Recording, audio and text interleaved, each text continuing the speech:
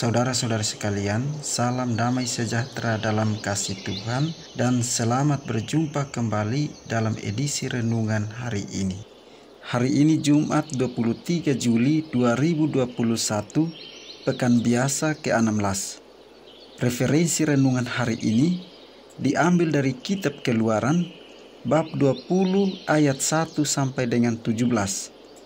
Dan bacaan Injil diambil dari Injil Matius bab 13 ayat 18 sampai dengan 23.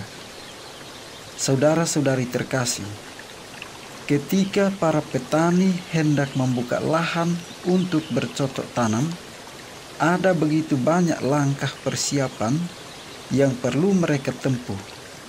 Selain itu, juga perlu memilih benih yang berkualitas serta pupuk dan obat-obatan yang menunjang tumbuhnya tanaman yang akan ditanam.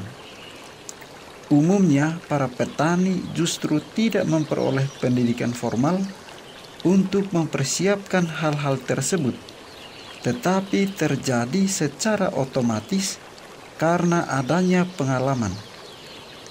Petani yang profesional mampu membedakan mana lahan dan benih yang baik serta cocok sehingga dapat menghasilkan panenan yang berkualitas. Saudara-saudari terkasih, bacaan-bacaan kitab suci hari ini berbicara tentang benih dan lahan. Bacaan pertama bercerita tentang 10 perintah Allah yang diberikan kepada Musa di Gunung Sinai. Ke-10 perintah ini adalah pedoman bagi hubungan relasional manusia dengan Allah serta manusia dengan sesamanya. Sementara dalam Injil hari ini menegaskan bahwa agar kita menjadi lahan yang baik bagi firman Allah tersebut. Perumpamaan tentang benih yang ditaburkan tak lain berbicara tentang kondisi kehidupan umat beriman. Ada yang subur, ada yang berbatu-batu, ada yang bersemak duri, ada yang tidak subur, dan lain sebagainya. Benih yang ditaburkan itu akan bertumbuh dan berbuah limpah kalau jatuh di tanah yang subur. Firman Allah itu adalah benih yang baik, sedangkan lahan itu adalah hati manusia yang mau menerima benih itu. Setiap orang yang mendengarkan firman dan memahaminya dengan baik, niscaya akan menghasilkan buah yang baik dan berkualitas, serta berlipat ganda jumlahnya. Saudara-saudari terkasih, sering orang mengatakan bahwa pengalaman adalah guru yang terbaik. Pepatah kuno ini mengajarkan kita untuk belajar sesuatu dari apa yang pernah kita alami.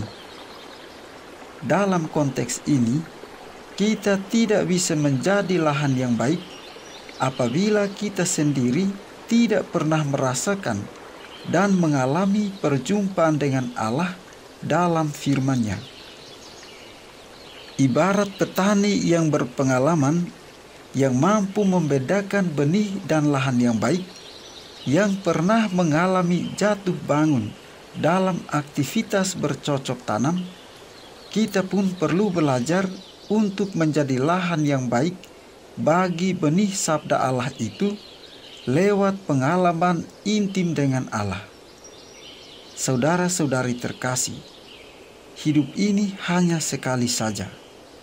Oleh karena itu, harus memiliki arti yang penuh. Hidup yang penuh arti adalah hidup yang berbuah, mendatangkan kebaikan dan berkat bagi sesamanya.